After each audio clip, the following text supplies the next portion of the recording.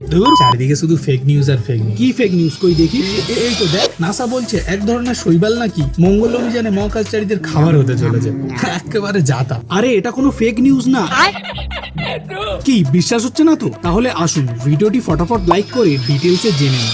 Protein, vitamin, খনিজ, antioxidant এবং প্রয়োজনীয় অ্যামিনো অ্যাসিড সমৃদ্ধ এই শৈবালটির নাম স্পিরুলিনা। এটির নিয়মিত সেবন মহাকাশচারীদের হাড়ের ঘনত্ব, পেশির ভর ও মঙ্গল গ্রহের দীর্ঘ যাত্রার সময় রোগ সংক্রমণ প্রতিরোধ করার জন্য শরীরে একটি শক্তিশালী ইমিউন সিস্টেম তৈরি করতে সাহায্য করবে। সে তো সব বুঝলাম, কিন্তু এতদিনের এই টেস্টি খাবারগুলো ছেড়ে অ্যাস্ট্রোনটরা কেন সারাদিন স্পিরুলিনা খেতে যাবে?